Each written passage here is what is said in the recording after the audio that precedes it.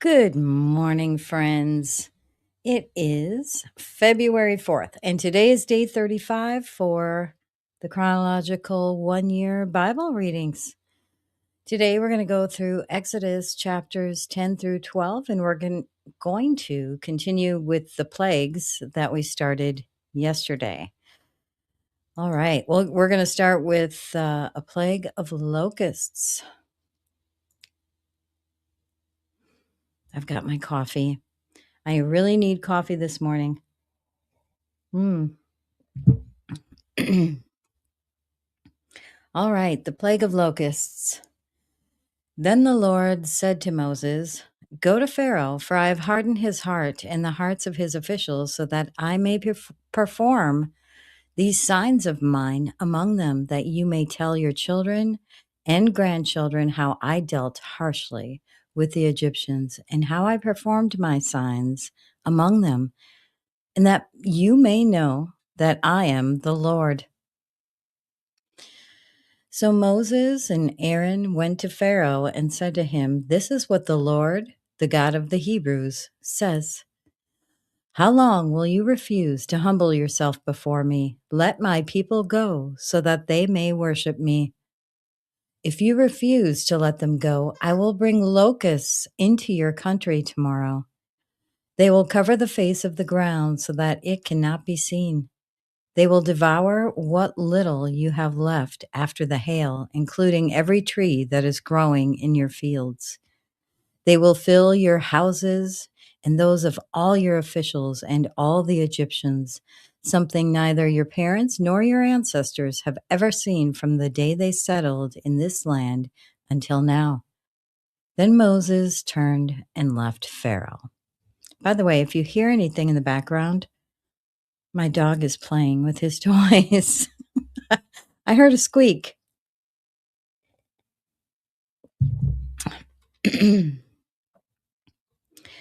Pharaoh's officials said to him, "How long will this man be a snare to us? Let the people go so that they may worship the Lord their God. Do you not realize that Egypt is ruined?" Then Moses and Aaron were brought back to Pharaoh. "Go, worship the Lord your God," he said, "but tell me who will be going."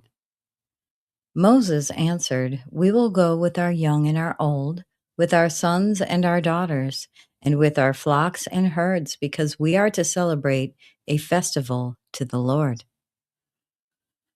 Pharaoh said, "The Lord be with you if I let you go along with your women and children. Clearly, you are bent on evil. No, have only the men go and worship the Lord, since that's what you have been asking for." Then Moses and Aaron were driven out of Pharaoh's presence. And the Lord said to Moses, "Stretch out your hand over Egypt so that locusts swarm over the land and devour everything growing in the fields, everything left by the hail." So Moses stretched out his staff over Egypt, and the Lord made an east wind blow across the land all that day and all that night. By morning, the wind had brought the locusts. They invaded all Egypt and settled down in every area of the country in great numbers. Never before had there been such a plague of locusts, nor will there ever be again. They covered all the ground until it was black. They devoured all that was left after the hail, everything growing in the fields and fruit on the trees. Nothing green remained on tree or plant in all the land of Egypt. Pharaoh quickly summoned Moses and Aaron and said, "I have sinned against the Lord your God and against you.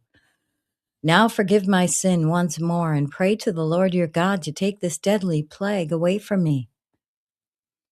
Moses then left Pharaoh and prayed to the Lord, and the Lord changed the wind to a very strong west wind, which caught up the locusts and carried them into the Red Sea.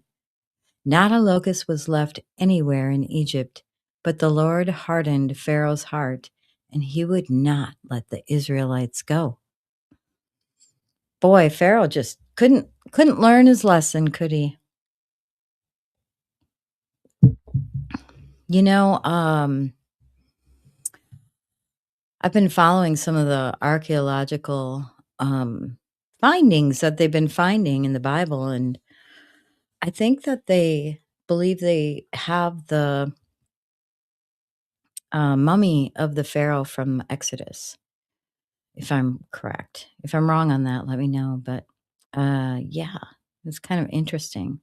By the way, I didn't mention this is 1446 BC, continued in the same year. All right, we're going to move on to the next, which is another plague, a plague of darkness.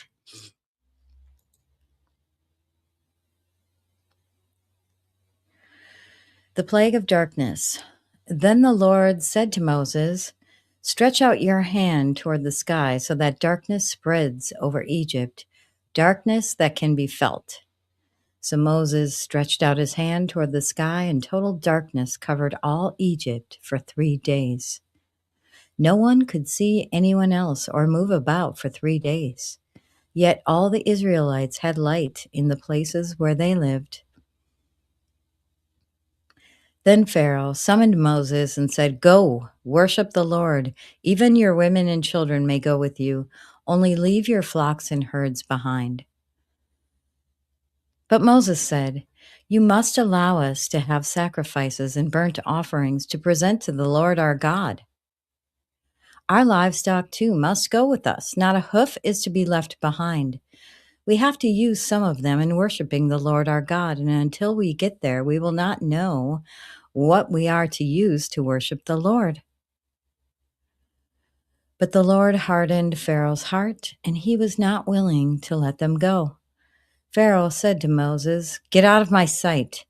Make sure you do not appear before me again. The day you see my face, you will die." "Just as you say," Moses replied, "I will never appear before you again."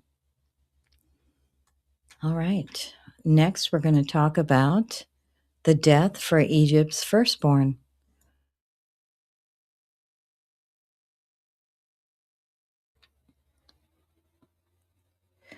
The plague of the firstborn. Now the Lord had said to Moses, "I will bring one more plague on Pharaoh and on Egypt. After that, he will let you go from here, and when he does, he will drive you out completely. Tell the people that men and women alike are to ask their neighbors for articles of silver and gold." The Lord made the Egyptians favorably disposed toward the people, and Moses himself was highly regarded in Egypt by Pharaoh's officials and by the people. So Moses said, "This is what the Lord says. About midnight, I will go throughout Egypt. Every firstborn son in Egypt will die, from the firstborn son of Pharaoh, who sits on the throne, to the firstborn son of the female slave, who is at her handmill, and all the firstborn of the cattle as well. There will be loud wailing throughout Egypt, worse than there has ever been or ever will be again. But among the Israelites, not a dog will bark at any person or animal. Then you will know that the Lord makes a distinction between Egypt and Israel. All these officials of yours will come to me, bowing down before me and saying, 'Go, you and all your people who follow you.' After that, I will leave." Then Moses, hot with anger, left Pharaoh. The Lord said to Moses, "Pharaoh will refuse to listen to you so that my wonders may be multiplied in Egypt." Moses and Aaron performed all these wonders before Pharaoh, but the Lord hardened Pharaoh's heart, and he would not let the Israelites go out of the country. You know, I've been saying, when is he going to learn? When is he going to learn? Um, But it's clear here. It says that God hardened his heart. So had God not hardened his heart, maybe he would have let them go, huh? But God, he had plans, and he wanted all of this to happen. We needed this to happen. So, all right, we're going to talk about the first Passover. The Passover and the festival of unleavened bread. The Lord said to Moses and Aaron in Egypt, "This month is to be for you the first month of your year. Tell the whole community of Israel that on the 10th day of this month, each man is to take a lamb for his family, one for each household. If any household is too small for a whole lamb, they must share one with their nearest neighbor, having taken into account the number of people there are. You are to determine the amount of lamb needed in accordance with what each person will eat. The animals you choose must be year-old males without defect, and you may take them from the sheep or the goats. Take care of them until the 14th day of the month, when all the members of the community of Israel must slaughter them at twilight. Then they are to take some of the blood and put it on the sides and tops of the door frames of the houses where they eat the lambs. That same night they are to eat the meat roasted over the fire along with bitter herbs and bread made without yeast. Do not eat the meat raw or boiled in water, but roast it over a fire with the head, legs, and internal organs. Do not leave any of it till morning. If some is left till morning, you must burn it. This is how you are to eat it: with your cloak tucked into your belt, your sandals on your feet, and your staff in your hand. Eat it in haste. It is the Lord's Passover. On that same night, I will pass through Egypt and strike down every firstborn of both people and animals, and I will bring judgment on all the gods of Egypt. I am the Lord. The blood will be a sign for you on the houses where you are, and when I see the blood, I will pass over you. No destructive plague will touch you when I strike Egypt. This is a day you are to commemorate. For the generations to come, you shall celebrate it as a festival to the Lord, a lasting ordinance. For 7 days you are to eat bread made without yeast. On the first day, remove the yeast from your houses.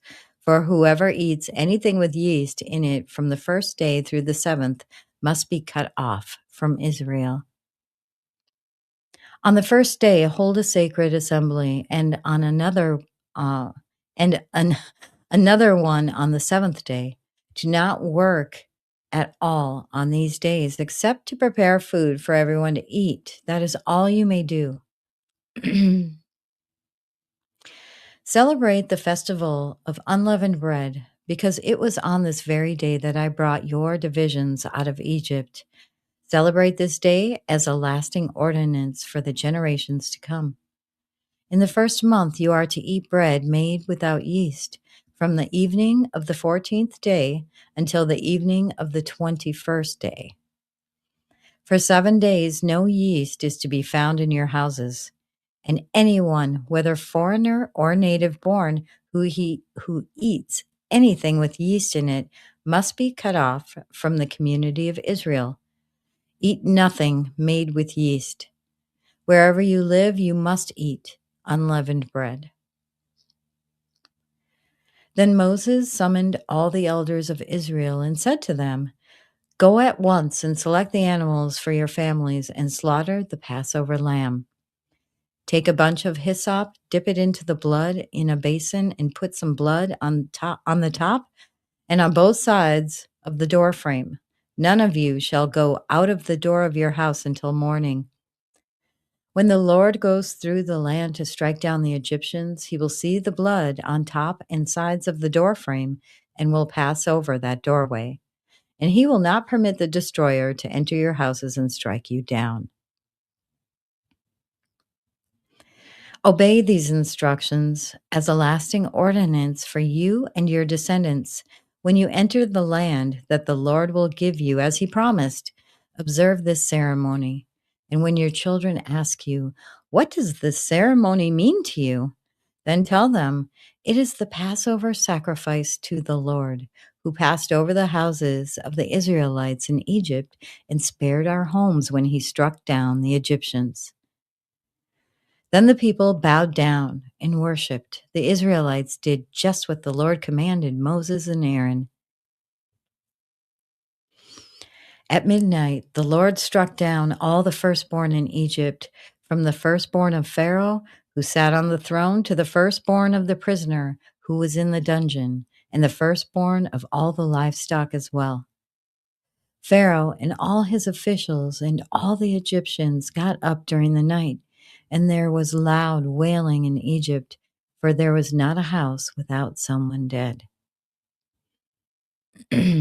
All right. Next, we're going to talk about Israel's exodus from Egypt.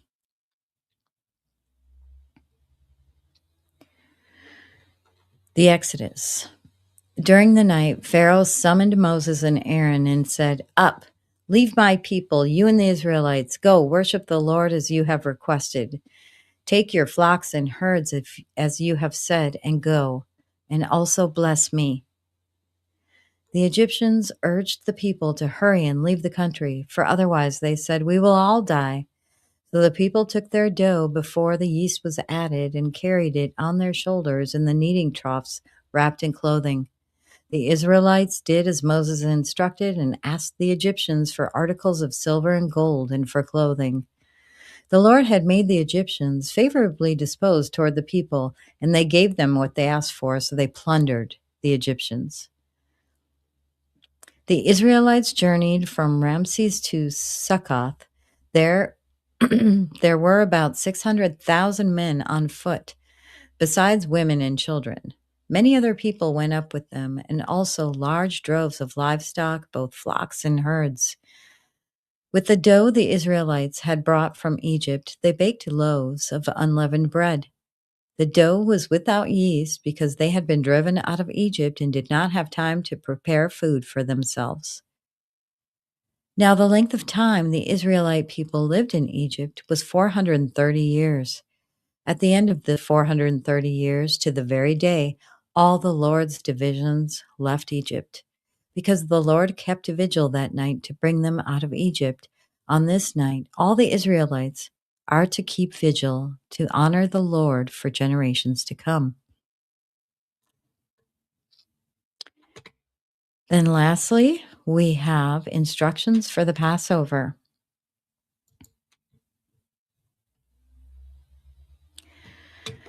Passover restrictions. The Lord said to Moses and Aaron, "These are the regulations for the Passover meal. No foreigner may eat it. Any slave you have bought may eat it after you have circumcised him, but a temporary resident or hired worker may not eat it. It must be eaten inside the house. Take none of the meat outside the house. Do not break any of the bones. The whole community of Israel must celebrate it. A foreigner residing among you who wants to celebrate the Lord's Passover must have all the males in his household circumcised. Then he may take part like one born in the land. No uncircumcised male may eat it. The same law applies both to the native born and to the foreigner residing among you." All the Israelites did just what the Lord had commanded Moses and Aaron, and on that very day the Lord brought the Israelites out of Egypt by their divisions. And that concludes today's reading, the story of Exodus. Quite the story. Thank you for joining. Please be sure to like the video and subscribe if you haven't already. It will help get this out to more people. And I guess we'll see you tomorrow for day 36, and have a blessed day.